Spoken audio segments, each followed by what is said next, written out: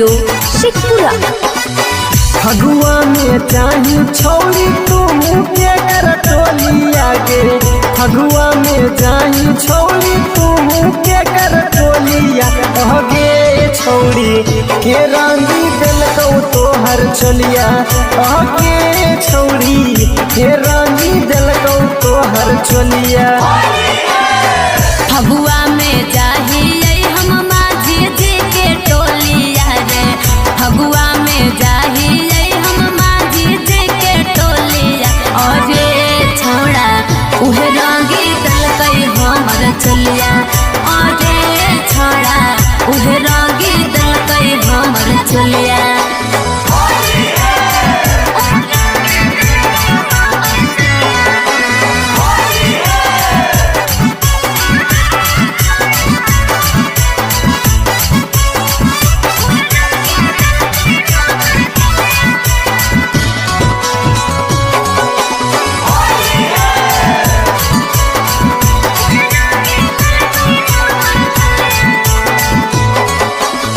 ढोरी में लगैल तो तोहर का बहना काला रहे, ढोरी में लगैल तो तोहर का बहना काला गे छौरी लहंगा में कैल कौ हलर हलर गे छौरी लहंगा में कैल कौ हलर हलर।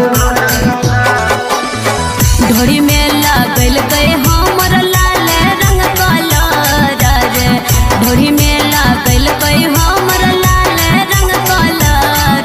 और छोड़ा कल कई पिचकारी से हलर हलर, और छोड़ा लहंगा में कल कई हलर हलर।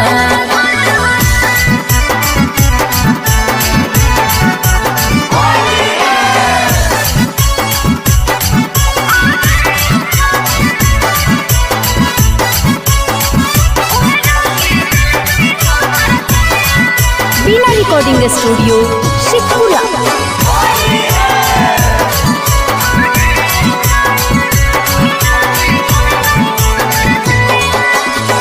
केरे रंगल को तोरा सारा सो में परसोगे, अच्छा। केरे रंगल को तोरा सारा सो में परसो गे छौरी के कैल कौ तोहर बुरा हाल गे छौरी के कैल कौ तोहर बुरा हाल। तो सुन बादल सरसों में लगल कई रंगवा परसो रे, बादल सरसों में लगल कई रंगवा परसो।